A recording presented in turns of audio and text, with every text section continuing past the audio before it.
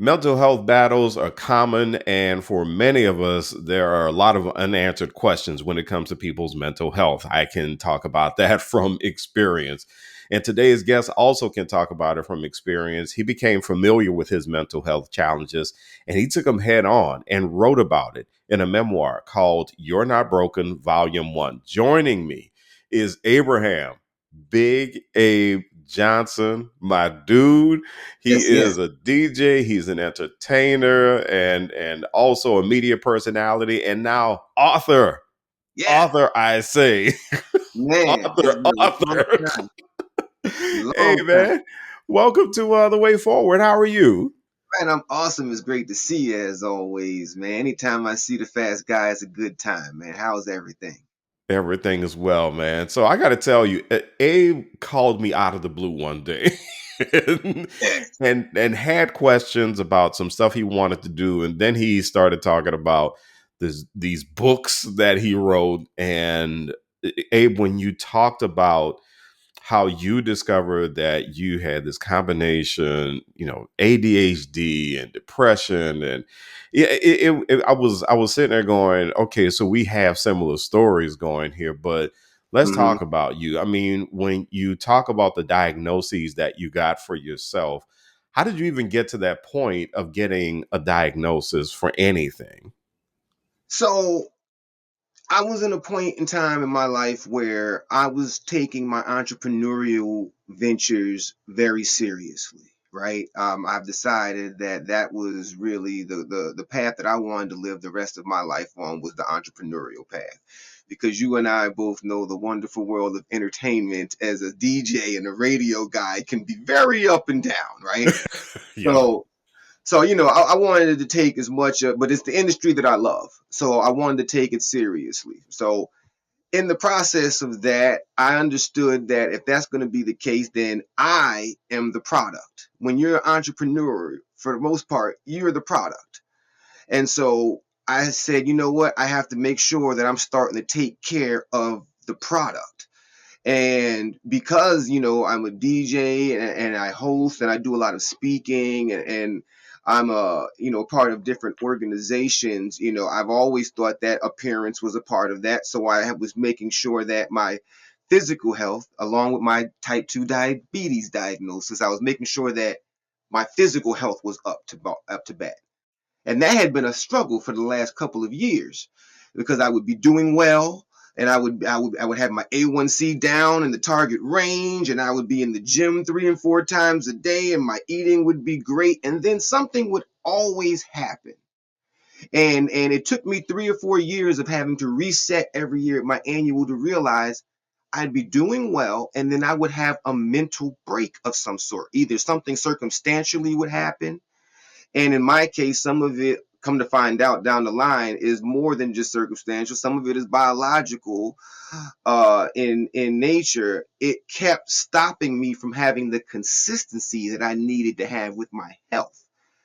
And it wasn't until I had that epiphany that I had the talk with my doctor. I was like, I'll be doing well, and then I'll fall off. And it's more than not. It's more than lack of willpower. It's not just that I'm lazy, because that's not the case, right? I know it's not the case. Anyone that knows me knows it's not the case. Yet I would get caught in these cycles of not being able to be as productive as I wanted to be, or I would fall into, because I've got this interesting cocktail, which I really don't think is actually that strange to black men, to be honest with you. But I was diagnosed with ADHD, general anxiety disorder, and massive depressive disorder. Right. Mhm, So when mhm, you put those things together, they can cause what's called executive dysfunction, where you mhm. have it seems like you're procrastinating, or it seems like you just can't get things done. But there's a reason why these things happen. So as I was, discussing this with my primary, and I told her that I was just being honest for the first time, like I was just, because I had to figure it out. It was just that important to me. And so they said, well, you know what? We got some folks that you should be talking to, and they got some and some people that you should be dealing with, and let's attack this head on. And so I decided to, because it was that important to what I look that the rest of my life being about. So I just dove into it head on. And it just so happened that I was in a point in time in life where I was just now starting to get accustomed to AI. So the worlds kind of merged immediately because circumstantially they kind of came into my life at the same time, and I Yeah. figured out a way to make them work together. Man, that is, so what was can you think of something that might have happened or something that didn't happen? I know you said that you noticed that you would have these mental breakdowns and taking care of your physical health, which is interesting because for me, when I was diagnosed with ADHD, it was almost a similar thing. I was asking my therapist, why is it that when I do such and then I just stop and then you know Right, and why do I obsess on certain things that get stuck on it? So that's how I got to my diagnosis. But was there right. anything specific that you thought of, maybe within your getting your physical health together, that just frustrated you, and you said, I just keep doing this thing. I stopped doing this thing. Is there anything Yeah, specific that you can think about? yeah. That was it. It was my workout routine, really, because I would get in good shape, because I've had some diabetic complications, right? And I mean, full disclosure, I had a toe amputation dealing Oh with my wow. diabetes. And so it was that important to me that I get my diabetes in check, because I've got diabetes that runs in my family. I have family members that have lost, toes and whatnot behind it. And I see how that plays out later on in life if you don't start taking care of it. It's preferably before you get diagnosed with it, but once you have it and you have it, if you start really paying attention to it, your quality of life doesn't have to go down as far as I've seen it go with family members and friends, because they just couldn't get their diabetes in check for whatever reason. Mm, mm. And you know what? And that is something that is quite poignant for me because my dad lost half his leg. Mm-hmm. And so he was an amputee as well because of diabetes. So yeah, it's interesting how the physical workout is what led you to ask questions about what's happening with you mentally. One of the things you write about in your book, though, because you opened up by in this conversation, you started out by saying, I don't know how much we realize this is happening in the Black community. So talk about the stigma behind it. I mean, did you have conversations with people where they said, "Oh, you just need to get yourself together, just discipline yourself, and you'll be fine"? Yeah, that was more of a self placed stigma, Mm, because we're taught. This goes to the black man thing. We're taught, don't cry, yeah. pick yourself up by the bootstraps, try harder. That's the Yep. ultimate answer. If you didn't get it done, try harder. Yeah. Yeah. And Hmm. dopamine doesn't work that way. And because we're being told to do something that we're being told by people who are injured and undiagnosed and have been self-coping themselves. They mean well.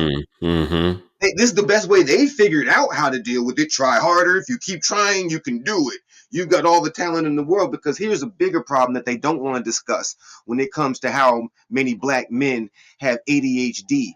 There's something that complicates that a lot of young talented black men suffer from. It's a diagnosis called being twice exceptional, ADHD. Mm, So when mm, you have ADHD and you have a high IQ, it's called being twice exceptional. And it complicates things, because the way that ADHD works in terms of how fast your mind can work and how it doesn't think linearly. It thinks hmm. most people think 1 through 100. But an ADHD mind might be like 7 and 3 is 10, 5 and 5 is 10 more, so that 10 and 10 is 20, 20 and 30. You know what I'm saying? So that might be how they get to 100. And they Yeah, might get, and then you start wondering stuff. It's like, I wonder what happens if I break off the timeline into these other equations. if this works for this, then how can I do this with that? And you solve all of these things in your mind, and you think Yeah. that everyone else is telling you, Pay attention to one thing. It's like, I'm done with that. I already got that done. But so that's a difference between being neurodivergent and neurotypical. And Hmm. so most people are neurotypical. And so they think in a very linear way. Most people also who are neurotypical, because think of the word means typical, they most often aren't of exceptionally high IQ. I'm not saying that they're of low IQ, but by definition, they're of typical Hmm. IQ. But so when we use the term twice exceptional and we use the definition of that high IQ, we're talking IQs that are 120 and north, you know what I'm saying, are and also suffering with these ADHD traits, which, some of them are chemical, and they're from generations. A lot of us now that are, I'm coming up on 50. A Hmm. lot of us are from the generation where a lot of our parents had a lot of drug issues, and even they were social drug users and things of that nature that biologically affects us. We Hmm. remember what our communities looked like in the 80s. And Hmm. kids that were born in the 80s, how old are they now? Yeah, They're exactly. my What, age. 40s? I'm Yeah, seven. 40s, late 40s. Yeah. Yeah, I was born in 76. So now you're talking about these grown black men, really, who should be the pillars of the society at this point in time, who have been climbing uphill their entire lives without even an adequate analysis of what's going on with you.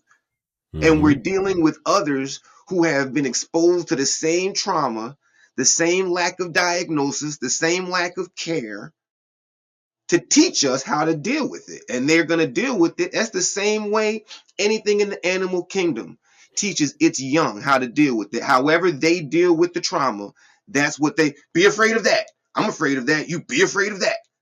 That hurts. Don't let that hurt you. Hurt me. Don't let it hurt you. We have to, that's all we have to go on. And that's where AI came into it, to where as I got to start to ask questions, because I had my therapy sessions and everything like that. But 50 years of stuff is a lot to unpack. And so when I'm It seeing is. Yeah. you once every 2 weeks or once every month, the ADHD mind, as you know, works way too fast for that. So Hmm. I need to figure out how to have AI help me. A lot of people with ADHD suffer with short-term memory. You be Hmm. thinking about something. I'm not talking to everybody. I'm gonna use my Bishop Love impersonation. Right? I'm not talking to everybody. Only the people who walk in the room sometime and forget why they walked in there. You know, Yeah. Yeah. only the folks who were saying something and then something interrupts you mid sentence and you completely forgot what you were talking about. Absolutely. You know what's so funny, Abe? The other day, I almost posted this the other day, where I was having a conversation with someone and I lost something, and they were like, "Well, how'd you lose it?" And I was like, "Don't you ever ask somebody with ADHD how we lost something? We have Right, no right, earthly idea how we. If we knew because how if we were we losing it, lose, we'd be able to keep it." that's the ADHD mind. That's the neurodivergent mind versus the Yeah. neurotypical mind. Perfect example. Yeah. Yeah. It is. Neurotypicals It will is. be like, well, where's the last place that I had it? And they can, because they don't have the same memory dysfunctions that we have as ADHD, because we Hmm. process 10 times as much information. We're having 10 times the amount of thoughts. Not that we're having smarter thoughts or better thoughts, just more. A So lot of them. because Yeah. we're having so many more thoughts, it's harder to stamp them into memory. Whereas the neurotypical, who's not having that many thoughts, they could say, I now don't have my keys. When I went to the store, I had my keys. Since I went to the store, I've done this, this, this, and this. So now I must go back to this where I had my keys. And that's how they find their keys. That's Hmm. not how Yep. that's not how an ADHD person finds their keys. Where's my keys? I don't know. Where'd you leave them? I don't. If I knew where I left them, that's the first response. If I knew where I left them, that's where I go. But you can't remember where you were sequentially. No. But you go check every place where you were. You know you were in the kitchen, so you check there. You know you were in your office, so you check there. You know you were in your car, so you check. You don't check them in any sequential order. because you Mhm. don't necessarily remember the order. You remember I was there, and because you don't do that, sometimes you forget places you were altogether. I did sit on the couch. I lost my glasses one day. I swear, Abe. I went to the refrigerator to check. I was like, I bet I put these things in the refrigerator for some reason It's possible. because I'm like, that's just how my brain works. It's possible. I'm walking around the house. I'm doing stuff. I'm cooking. I'm doing this and da da da da da. And I take my glasses off and I put them down. They were in the Yeah. closet, but I did find them, as you can see. So, I'm um, 12 hours removed from losing my wallet and finding it in my pants. So I hear you. I hear you. You're listening to the Way Forward. I'm Eddie Francis, and we're talking to Abraham Big Abe Johnson. And he wrote a book called You're Not Broken, Volume 1. And it's a very honest book about how he has dealt with his mental health diagnoses. Abe, one of the most interesting things that you write, and I got to dig into this when I get an opportunity, but I got a glimpse of your writing about your diagnoses as operating systems, which that is fascinating to think about them that way. Hmm. Explain that. So this is an interesting concept that I think that I've come up with and I've talked about with my therapist and everything like that. And I think part of it is because, I have multiple diagnoses. I have ADHD, I Hmm. have general anxiety, and I have depression. Hmm. Each one of those things come with a coping mechanism, right? Because it's undiagnosed for so long. So each one of those things becomes a part of your identity. Even if you just have one of them or Yeah. two of them, it becomes a part of your identity.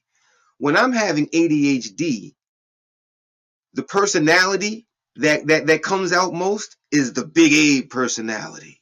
The you know what I'm saying, I'm DJing, I'm a personality, I'm talking, and he's the defense mechanism because he knows that he can do he can manage all of this stuff, right? But Abraham, who's not experiencing the ADHD, is the more calm and think the methodical thinker. You have to know when to let him be in charge, right? Mm-hmm. He's the methodical thinker. So wait, slow down, Big Abe. You're doing that. That's great and that's aggressive. And sometimes we need aggressive because we always feel like we're under attack as black men. So it's fight, freeze, or flight, right? Hmm. So now you're putting all these layers together. So now I'm a black man with ADHD. So and I'm in this fight, flight, or freeze situation. So that adjusts how my system works. So this system is aggressive. This system is a little bit calmer. I even have a third system, the depressive system. And this is how you look at them as positive things. When I figured out my depressive me was a whole nother personality, I act different, I speak different, I behave different. First thing I asked my therapist was, well, how do we get rid of this guy? And she was like, well, why do we get rid of him? I'm like, because he's this depression. She was like, no, no, no. Utilize him. That's your warning system. Hmm. That's your internal intuition saying, I don't know, guys. We need to take a look at this. These aren't different personalities. These are different systems that you've Yeah. already utilized. And you don't have to have ADHD or depression or anxiety to have these different responses to the world that's going to put you in these fight, flight, or freeze situations. You Hmm. experience it every day. So when you come into these situations, the best thing to do is to have a system because the key to changing is understanding who's talking. Who's Mm-hmm. talking? Yeah. Is Big Abe talking right now? All Hmm. right. So what is that? Is Abraham talking right now? Is the depressive talking right now?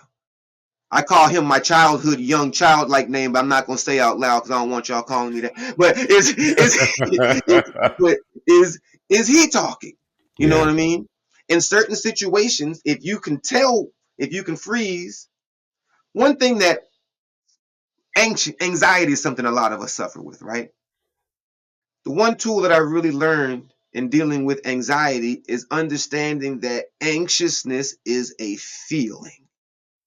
It's a Mm-hmm. feeling. It might be Mhm. chemically caused in some cases, it might be circumstantially caused, but regardless, it is a feeling you can process. And if you can identify the fact that you're feeling this way, you can then say to yourself, or maybe even to others, because it helps in relationships, that makes me anxious. I'm feeling anxious right now. Yeah. But don't worry, you're just feeling anxious. I Mhm. don't want to have to make this phone call because it might be an argument. We got to do this and this. I'm feeling anxious. I'm not going to make the call. You're just feeling anxious. Mhm. Understand that you're just feeling anxious. That's your anxious person at the mic talking, You know telling us to sit down. what's really impressive about this is, Abe, you have become very comfortable with this, Mm-hmm. and you have become very comfortable with understanding these different dimensions of who you are. Like you said, they're not multiple personalities. Right, They're different compartments of your personality, and you have understand how to work with them. And I do love the operating system analogy. I think that's brilliant, to think of them of which operating system you need to use so that you can complete whatever task you need to complete or right, whatever project you need to complete. And speaking of tools, you actually brought up AI a right. little bit ago. Go into that. Talk about the tools that you use, including AI, to help you process whatever it is you need to process or do whatever it is you need to do. So we talked about with ADHD, the short-term memory effect that a lot of us have.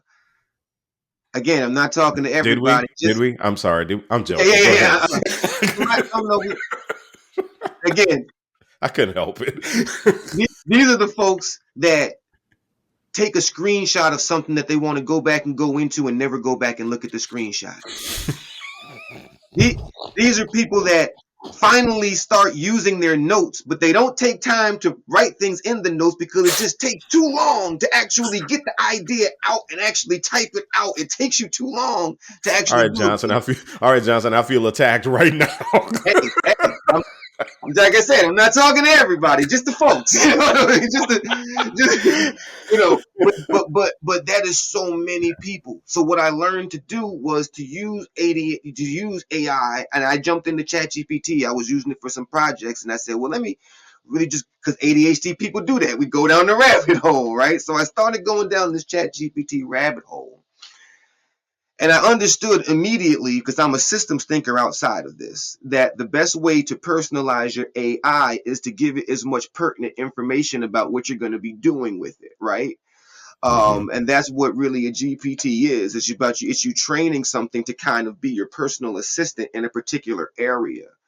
So I learned to first thing I needed to do was I need to program my GPT. So I gave it as much background about me as I could, and I also started giving it as much input as I could. So I started uploading things I had written in the past. My seventh book that I ended up writing was actually the first book that I started to try to write. And I started to try to write it over 10 years ago. And there have been drafts and notes, and I've never gotten all the way through it. And so I fed that into it. I was like, so understand this is my voice. This is my history. This is my speaking style. Miscellaneous things I had, I would upload all of this stuff into it. And then I would start using it as a journal because therapists say you start journaling. Well, I don't want to take out a piece of paper and write that. ChatGPT, internalize this about me. I'm feeling anxious right now because this situation is going on and such and such and such and such, and I don't know how to handle it, and I'm trying to figure out the best way to deal with it, such and such and such and such. Enter that information. Act as, act as, this is you give. It's AI is all about prompts, right? Yeah. And so you give your AI these different prompts to give you certain answers. How do most people with ADHD deal with being anxious? Well, statistics show a lot of people deal with it this way, this way, this way, this way, this way. Hmm. Let me see if that works for me. Set that in my schedule. Remind me when I'm doing something that makes me feel anxious that it's just my nerves. Hmm. Or I'll tell my therapist told me that when I'm doing this, I need to think about it this way or deal with it this way. So when I'm going about the process of my day, if I'm doing this, that, and the other, remind me to do this or that. Or if I say that so if you use the static information and you continue to give it input on what's going on and what you're doing, you don't use it as a therapist, you use it as an assistant. Yeah. Hmm. Because ChatGPT can be wrong, so you don't ask it much factually. Hmm. Um, you ask it for very verifiable statistics. Hmm. You ask it to double check itself on the statistics. If you ask it for statistical answers, you don't hesitate in looking in more than one platform, right? Uh, Hmm. but it helps give you a guide. It helps let you know where to look. What kind of programs are there out there for people with ADHD?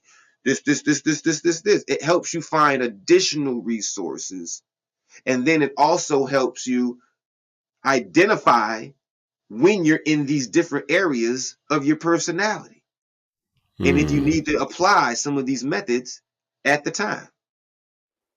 Hmm. So let's talk about the way forward for people.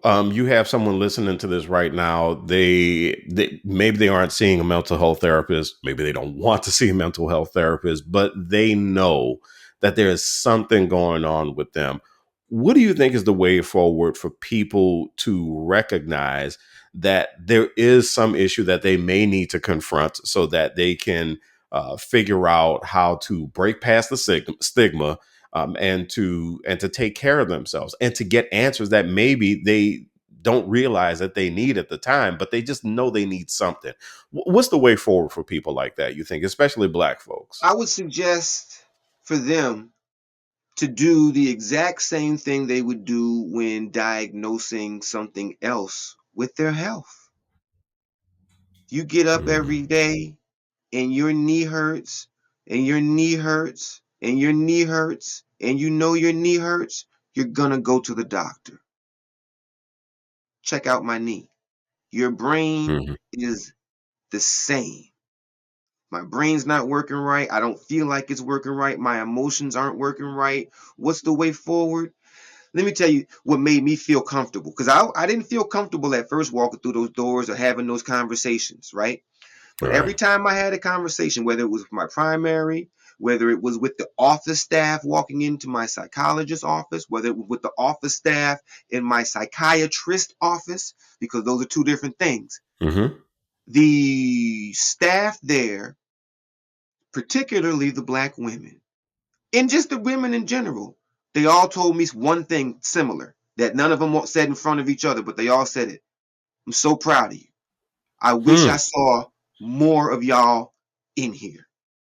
Meaning Yeah. us, Yeah. us. They, and it made me feel comfortable. Hmm. And they told me, you telling people what's going on, feel comfortable. Hmm. It's medical practice, so they practicing too, but they've got a lot more practice at it than you do. You've got Hmm. practice coping. You know what I'm saying? You've got practice coping. You know what I'm saying? I had 40 plus years of coping. Now Hmm. it's time for healing. The way forward is to get help from those who understand what help looks like. And that always starts with your medical professionals. But that always, like I always say this as well too. Medical professionals, they do what? They practice medicine. I'm not here to let you practice with my life. So I'm going to also do my due diligence, Yeah. my Hmm. research. You know what I mean? And I'm going to, and I also can't, and on the other side, I also can't expect you to do well at your practice if I'm not being honest with you. Hmm. Yeah. If I'm not giving you all the data that you need to help me get the help that I say that I'm coming for you to get, no matter how comfortable, uncomfortable those conversations are. No matter if it's feelings that you've had inside that you're ashamed to say out loud, that's the space for it. Yeah. They can't say nothing about it, nobody else. Don't worry. I know in New Orleans, the biggest thing that we worry about is feeling played. You ain't gonna feel played. You know what I'm saying? Yeah. That's Yeah. one thing you're not gonna feel is played. I walk out of there feeling better every time. After every time I feel better, and it helps me in those times in between when I'm not, knowing that better is possible, better is achievable, and even more so, better is doable by me and by everybody else. That's why I'm trying to share it. All right.